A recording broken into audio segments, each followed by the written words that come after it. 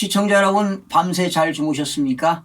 경제 부동산의 김동수입니다. 여러분, 재테크 수단으로 이용되는 게 뭐가 있나요? 부동산과 그리고 주식과 예금 그리고 달러라든가 금 5가지로 구분이 되는데요. 부동산은 안정성과 수익성은 있지만 환금성이 없다는 것이 크나큰 단점입니다. 그래서 부동산을 여러분들이 여유자금이 있다고 해서 몽땅 부동산에 투자하는 것도 안전하지는 않다. 그러니까 자금이 필요할 때 환금성이 있는 자산도 경우에 따라서는 필요하다는 것입니다. 여러분, 주식은 사실은 안전자산이라고 볼 수 없죠. 위험자산인데요. 이러한 주식은 수익성과 환금성은 상당히 높습니다. 그러나 안정성이 없다는 것입니다. 바로 주식은 자칫 잘못하면 리스크가 많이 발생하죠. 손실이 많기 때문에 위험 요소가 크다고 볼 수가 있습니다. 그러나 예금은 환금성과 안정성은 있지만 수익성이 낮다는 것입니다. 요즘 또 예금 이자율이 낮잖아요. 그러다 보니까 수익성이 전혀 없게 되는 것이죠. 그러나 달러와 금은 안전자산으로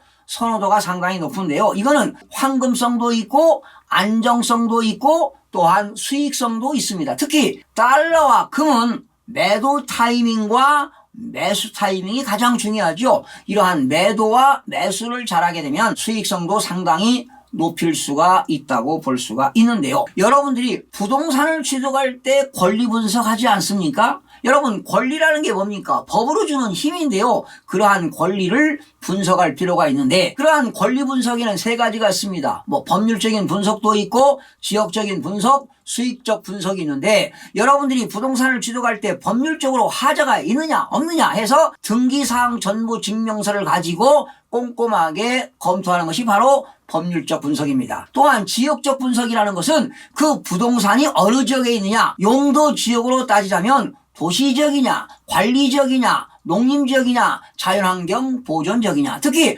도시지역에서도 주거지역이냐, 상업지역이냐, 공업지역이냐, 녹지지역이냐 이런 것들을 여러분들이 따지지 않습니까? 그런 것들이 지역 분석이 되겠고요. 마지막 수익 분석은 이 부동산을 투자했을 때 과연 얼마만큼 나에게 수익을 얻을 수 있는가? 바로 수익 분석이 이루어질 때 이러한 3가지 요건이 충족될 때 우리가 일반적으로 부동산을 투자하는 것 아니겠습니까? 그런데 말이죠. 사실은 우리가 아파트를 투자해가지고 만약에 양도 차익, 즉 시세 차익이 10억 원의 이익이 생겼다고 가정을 해도요. 사실은 그렇게 많이는 않지 않습니다. 각종 취득세 공제하지요. 취득할 때 중개수수료 내지요. 보유세인 재산세, 종합부동산세 내지요. 팔 때 양도소득세 내지요. 각종 세금과 기타 부대 비용을 공제하게 되면 사실은 양도 차익이 10억 원이 생겼다 하더라도 실질적으로 순수한 이익을 내는 건 30% 이익을 내기도 사실은 벅차기 때문에 사실은 이제는 과연 아파트도 투자 가치가 있는지 없는지 여러분들이 분석할 필요가 있습니다. 자, 요즘 말이죠. 주식으로 돈 벌었다는 주변 사람들 때문에 또 왠지 주식을 안 하면 손해보는 것 같다고 말하는 지인들이 주변에 상당히 많습니다. 이제는 예금과 적금, 펀드보다 무조건 주식이라는 인식이 파다한데요. 주식에 대한 지식과 정보도 없이 투자하는 것은 무모한 행위라고 봅니다. 그래서 여러분들이 사실은 주식을 구입할 때도 그 기업의 기업 경영 분석이 철저하게 이루어져야만이 주식을 안전하게 살 수 있는데요. 대부분 투자자들이 이러한 기업 경영 분석을 하지 않고 투자하는 것이 일반적인데요. 여러분들이 알고 있는 세계 3대 투자자 짐 로저스가 주장하는 것이 바로 기업 경영 분석인데요. 그러한 기업 경영 분석 내용을 여러분들에게 소개하겠습니다. 바로 짐 로저스는 이러한 기업 경영 분석을 반드시 해야만이 주식을 산다는 것 아니겠습니까? 이걸 하지 않고는 절대로 주식 사는 것을 반대하는 사람이 바로 짐 로저스입니다. 그래서 짐 로저스가 주장하는 것은 그 기업의 성장성과 그 기업의 수익성과 안정성 3가지를 검토한 후에 주식을 구입하는 것이 바람직하다고 합니다. 첫 번째 성장성은 그 기업의 매출액 증가율을 말합니다. 그래서 이 매출액 증가율을 살피려면 그 기업의 전기분과 당기분을 비교해서 매출액이 얼마만큼 증가했는가 이것을 살펴보겠고요. 두 번째는 그 기업의 총자산 증가율입니다. 여러분, 자산이라고 하는 것은 기업에서 소유하고 있는 재화나 채권을 말하는데요. 좀 회계학적으로 말씀드리자면은 자산이라는 것은 그 기업의 미래의 경제적 효익을 얻는 것이 바로 자산입니다. 그리고 그 기업의 용역 잠재력입니다. 포텐셜 파워가 있는 것이 바로 자산이 되겠는데요. 그 기업의 총 자산이 증가하고 있는가 이것도 살펴보겠습니다. 그런데 그 자산에는 유동자산이 있고 비유동자산이 있죠. 유동자산이라고 하는 것은 1년 이내 현금화되는 자산인데요. 거기는 당좌자산과 재고자산 같은 게 있고요. 비유동자산이라고 하는 것은 1년 이후에 현금화되는 자산으로서 유형자산이라든가 무형자산, 형태가 구체적인 형태가 있는 유형자산과 구체적인 형태가 존재하지 않는 무형자산과 그리고 투자, 부동산 등이 비유동자산이 되겠습니다. 그리고 세 번째는 그 기업의 유형자산의 증가율을 살펴봐야 됩니다. 바로 유형자산이라고 하는 것은 구체적인 존재 형태가 있는 자산인데요. 그 기업의 토지라든가 영업용 건축물, 차량, 선박, 항공기, 기계장비 모든 형태가 있는 그러한 유형자산의 증가율이 증가가 되었는가 안 되었는가 이걸 가지고 참작할 수가 있습니다. 두 번째는 그 기업의 수익성입니다. 바로 수익성은 그 기업에서 매출액 대비 영업이익률이 얼마만큼 높으냐 하는 건데요. 바로 매출액분의 영업이익 곱하기 100을 하게 되면은 매출액 대비 영업이익률이 나옵니다. 그러니까 만약에 매출액이 100원이라고 가져간다면 영업이익률은 영업이익이 많으면 많을수록 좋겠죠. 매출액 대비 영업이익이 30원이면 매출액 대비 영업이익률은 30%가 되겠고 매출액 대비 영업이익이 20원이라면 영업이익률은 20%가 되겠습니다. 그러면 영업이익이라는 건 어떻게 구하느냐. 매출액에서 매출 원가를 빼게 되면 매출 총이익이 나옵니다. 그리고 매출 총이익에서 그 기업을 유지 운영하는 판매비와 관리비를 차감하게 되면 영업이익이 나옵니다. 또한 매출액 대비 세전 순이익률입니다. 그러니까 매출액 대비 세전 법인세를 차감하기 전 순이익률이 얼마만큼 높으냐 이런 걸 따지고요. 세 번째는 그 기업의 이자 보상 비율입니다. 이자 보상 비율은 이자 비용분의 영업이익을 말합니다. 그러니까 영업이익 중에서 이자 비용이 얼마만큼 지출이 되느냐 하는 것이 바로 이자 보상 비율인데요. 이러한 이자 보상 비율이 높아야 되는 거 아니겠습니까? 이자 비용분의 영업이익이 높아야만이 그 기업의 수익성이 높다는 것입니다. 또한 그 기업의 금융비용 부담률인데요. 금융비용 부담률이 낮아야 되겠죠. 결과적으로 매출액분의 이자 비용인데 매출액 대비 이자 비용이 적게 들어가야 된다는 겁니다. 즉 금융비용 부담률이 낮아야만이 그 기업의 수익성이 높다는 것입니다. 마지막 세 번째는 안정성이 되겠는데요. 안정성은 부채 비율이 낮아야 됩니다. 즉 그 기업의 자기 자본분의 부채입니다. 그러니까 자기 자본을 비례해서 부채가 적어야만이 부채 비율이 낮아야만이 그 기업의 안정성이 높습니다. 또한 그 기업의 차입금 의존도도 낮아야 됩니다. 바로 차입금 의존도는 총 자본분의 차입금 플러스 회사채입니다. 그러니까 그 기업의 총 자본분의 차입금과 그 기업에서 자금이 필요할 때 회사채를 발행해서 돈을 빌려오는 회사채를 더한 금액에 곱하기 100을 하게 되는데요. 바로 차입금 의존도도 낮아야만이 그 기업의 안정성이 있습니다. 또 자기자본 비율도 낮은 게 좋습니다. 바로 자기자본 비율은 그 기업의 총 자본분의 자기자본 곱하기 100을 해서 자기자본 비율이 낮아야만이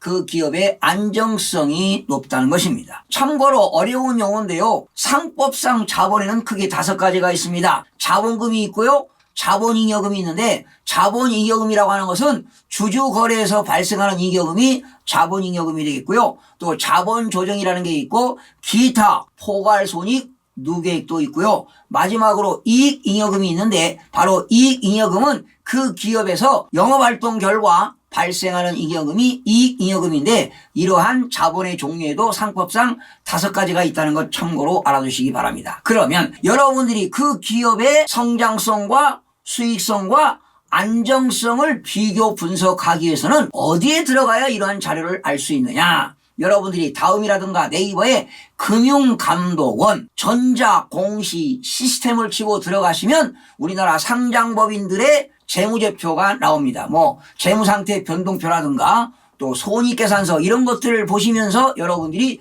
비교 분석하실 수가 있고요. 그리고 금융감독원 전자공시 시스템에 들어가야만이 그 기업의 모든 정보들을 여러분들이 얻을 수가 있습니다. 이러한 내용을 파악한 뒤에 여러분들이 주식을 투자해야지 그냥 주위에서 그냥 아무 정보 없이 뭐 이거 사면 좋다 이래서 투자할 때는 절대로 아니 됩니다. 그래서 이 시간에는 삼성전자 재무상태표를 한번 살펴보겠습니다. 지난 52기가 3기분이 되겠는데요.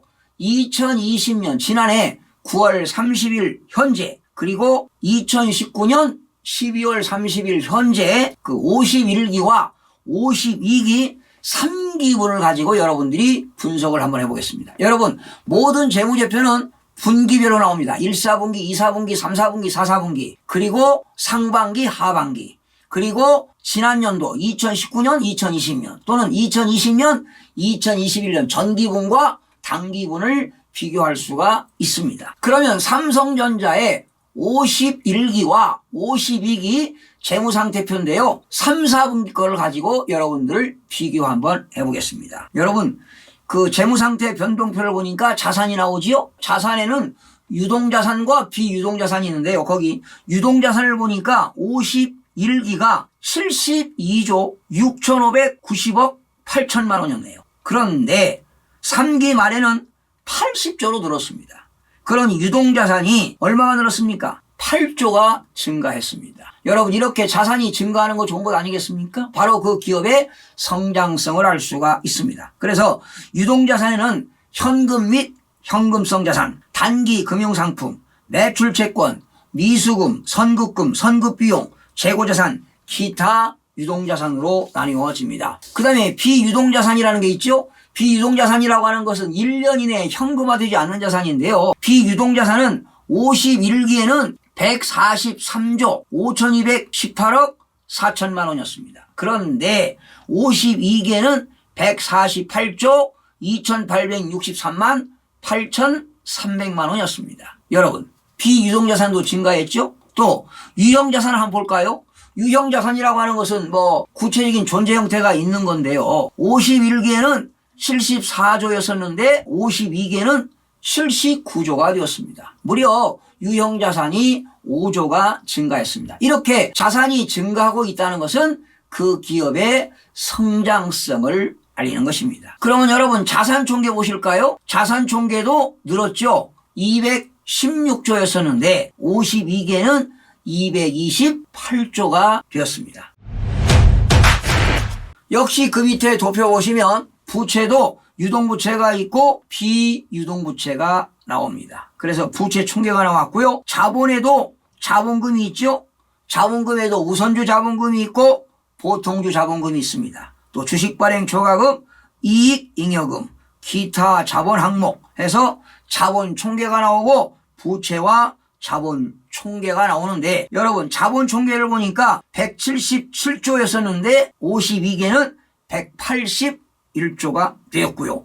부채와 자본 총계도 증가한 것으로 나오지요. 216조에서 228조로 증가가 되었습니다. 자, 그러면 51기와 52기의 손익계산서를 좀 살펴보도록 하겠습니다. 자, 여러분 매출액이 증가하는 것도 그 기업의 성장성 아니겠습니까? 자, 51기에 3기부에는 매출액이 42조였죠. 그런데 52기에는 매출액이 47조로 매출액이 증가가 되었습니다. 그래서 이 매출액에서 매출원가를 빼게 되면 매출총이익이 나옵니다. 매출총이익에서 판매비와 관리비를 빼게 되면 영업이익이 나옵니다. 자, 그 밑에 보시게 되면 법인세 비용 차감 전 순이익에서 그 기업에서 법인세 비용을 차감하게 되면 법인세 비용을 차감 후에 당기순이익이 발생했는데요. 51기 3, 4분기에는 당기순이익이 4조 5,858억 9천만 원인데요. 52기 3분기에는 당기순이익이 5조 2,700억 9,500만 원이 발생을 했습니다. 자, 이렇게 지금 매출액도 증가했고요. 영업이익도 증가했고 당기순이익도 증가한 것을 보실 수가 있습니다. 그래서 여러분들이 이런 재무상태표라든가 손익계산서를 보시고 그 기업의 성장성과 수익성과 안정성을 여러분들이 한번 비교하신 후에 주식을 투자하는 것이 바람직하지 않겠습니까, 여러분? 여러분, 제대로 된 지식도 없이 주식 열풍에 발을 들여 놓은 것은 무모한 짓입니다. 이번 사태 이후 전 세계 경제가 휘청거리고 있지만 우리나라의 코스피 지수는 3,200을 경신하고 있습니다. 상승장이라고 좋아할지는 모르겠지만 산이 높으면 골이 깊은 법입니다. 주가와 실물 경기 간 괴리가 너무나도 큽니다. 현재 글로벌 증시는 기업들의 실적 개선에 따라 자연스럽게 성장한 것이 아닙니다. 시중에 풀린 막대한 유동성, 돈의 힘으로 올라간 측면이 큽니다. 이번 사태를 극복하는 과정에서 각국에서 수천조 원의 자금이 풀렸고 금리도 제로 금리에 가까운 이유입니다. 이런 상황 속에 빚을 내서 투자하는 경우 결과가 안 좋은 경우가 흔한 만큼 여러분들의 자제가 필요합니다. 여러분, 먼 훗날 미래를 위해 끊임없이 자기 개발에 박차를 가해야 할 것입니다. 시청해 주신 여러분 고맙습니다. 최선을 다하겠습니다. 마음이 드셨다면 구독, 좋아요 꼭 부탁드리겠습니다. 고맙습니다.